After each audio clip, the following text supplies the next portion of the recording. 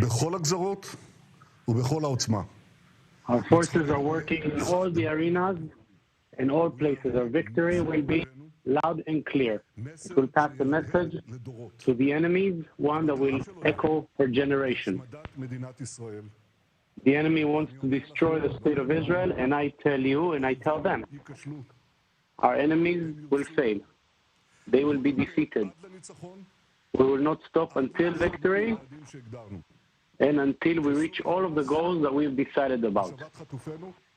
Eradicating Hamas, bringing back those kidnapped and bringing back security for ourselves and our children. Our fighters are courageously fighting in difficult fights, face to face. They kill terrorists all the time. They work on the ground with continuous striking from the air by the Air Force against Hamas ISIS. In the north, I say again to our enemies, don't make a mistake about us. A mistake will cost you dearly. A mistake will cost you such a price that you can't even imagine. At the same time, we continue to work on the diplomatic arena. I met this morning with Secretary of State Antony Blinken. I appreciate his visit here. I appreciate the continuous support of President Biden, the American administration, and the American people. I showed to the Secretary of State a movie, a video from the cameras that were there on the Gaza border. And one of the terrible things is the two brothers seeing their father being murdered, and one of them loses his sight. He calls his mother. He calls for his mother, and those are just some of the horrors in that video. I made it clear that we will continue with all the force, and we refuse to any ceasefire that will not include the liberation of our hostages. We will not pass money to the Gaza Strip. Citizens of Israel, since the beginning of this terrible war on that terrible Saturday, we lost hundreds of citizens, fighters, soldiers, people from the security establishment, the police. We lost incredible fighters, incredible Israelis, best of the best of this country, people who stopped with their own body, sometimes with their fingernails. These monsters. I want to tell you just one story of the people who were killed this week. Ori Dawi, may he rest in peace. He was a Givati fighter. He died this week in the northern Gaza Strip. In his cell phone, there was a letter he wrote to his family.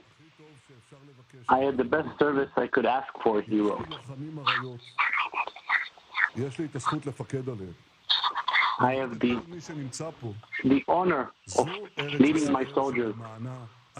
This is the state of Israel that I want to do this for. Mark, rest in peace, is also a fighter in Givati. He also was killed in Gaza. I met him only 4 months ago when he finished his officer's course. He told me of his father, Michi, who was murdered in a terror attack. Michi was saved, and his mother was severely injured. Another cousin was killed rescuing families on a terrible Saturday morning on October 7th. In his last letter, Zayamar quotes his family. We're strong. The state of Israel is strong. The people of Israel are strong, and the IDF is strong. I am protecting you, and you're with me in my heart. Salman Khabeka,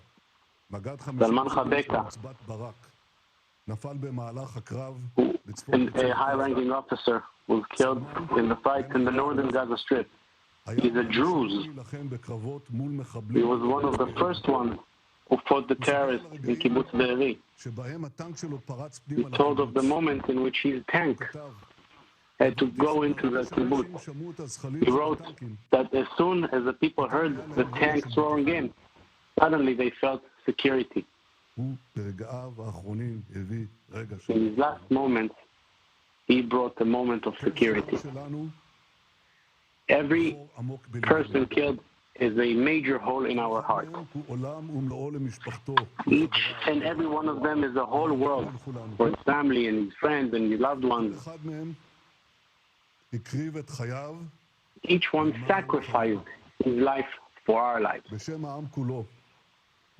In the name of all our people, I wish to participate and take part in the pain of the families. I know what it feels like. We are hurting every soldier that was killed.